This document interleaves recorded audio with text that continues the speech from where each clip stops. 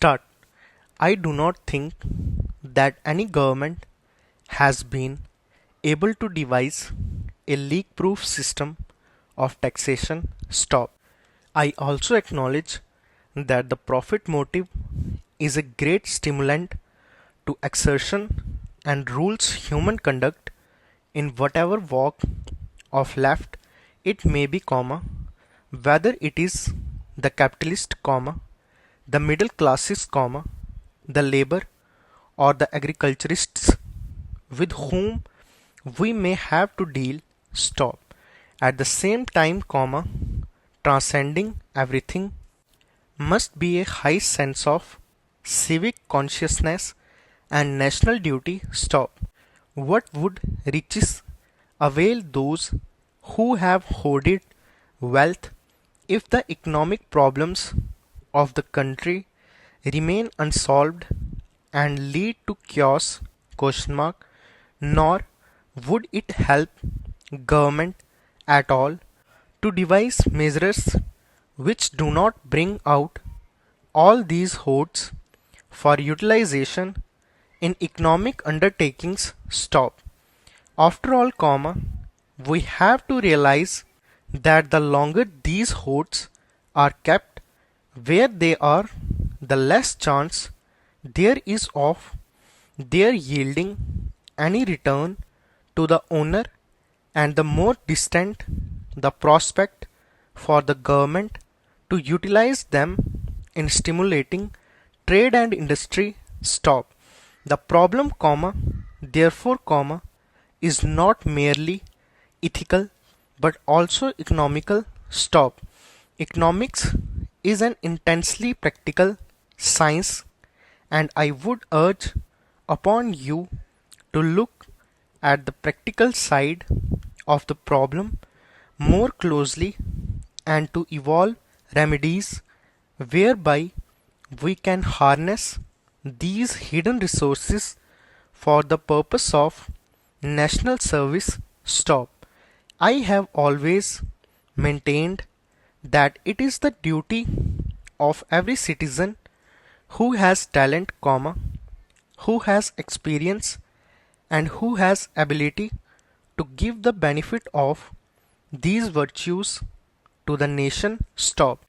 I can assure you that if you can put forward constructive suggestions in this regard, government would be only too glad to give their close and earnest consideration to them. Stop. Next. However, as I have already stated, I would not regard temporary palliatives as adequate. Stop. They may only succeed in postponing what would, if we do not take action in time, be inevitable. Stop. In my judgment, the key to our economic situation lies in increased production. Stop. The problem of increasing production has to be looked at in two ways. Stop.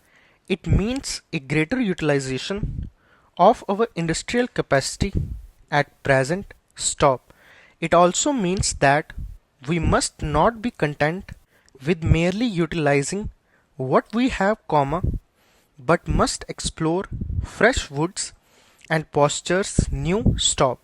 For the expansion of our industrial effort, we must obviously have more capital and investments in the economy. Stop. Next. Increased production would enable us not only to meet the demands of the consumers but also to substantially cut down our imports, thereby saving valuable foreign exchange for other more pressing needs, chief of which would be the import of capital goods which we would require for old or new industrial undertakings. Stop. A few industries in which I feel increased production is possible and must be achieved are steel, cotton, textiles, sugar, electrical goods, chemicals, machine tools, paper and cement. Stop.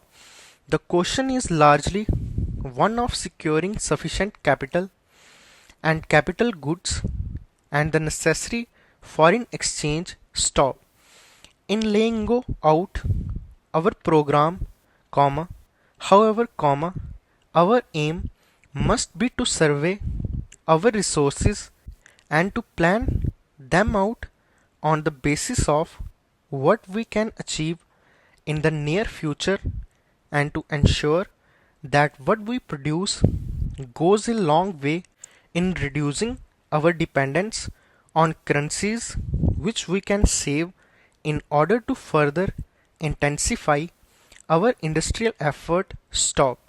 The ultimate object of all these efforts must be to attain that industrial efficiency and self-sufficiency by geometrical progression which would increase general prosperity and thereby secure a higher standard of living for the common man. Stop. On the basis of this ultimate objective, you can devise a plan for what is immediately or in the near future, practicable. Stop. Government, industrialists and labor could then participate in a great national effort for recovery and reconstruction. Stop. Next, I should now like to say a word to labor. Stop. No one realizes more keenly than myself what an important and decisive part labor can play in our great industrial effort. Stop.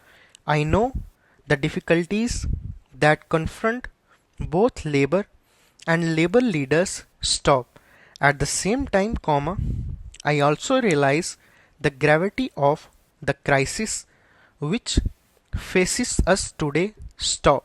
After all, in our lives, occasions come when we have to put up with difficulties in a spirit of forbearance and fortitude, hoping that as a result of our sacrifices we shall see better days. Stop.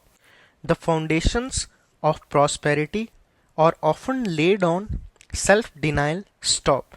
Today, when the nation demands sacrifices all round, let labor also make sacrifices and help other to do so, semicolon. Let it be to labor's credit that it has taken the lead and shown the way. Stop. If others do not follow, the nation will know how to deal with them. Stop. Let them trust the judgment of the nation and those to whom has fallen the duty of leading the nation through the present crisis. Stop. I can claim longer association with organized labor than probably many labor leaders today. Stop. I served my apprenticeship under that great leader of men and that great friend of labor, Mahatma Gandhi. Stop.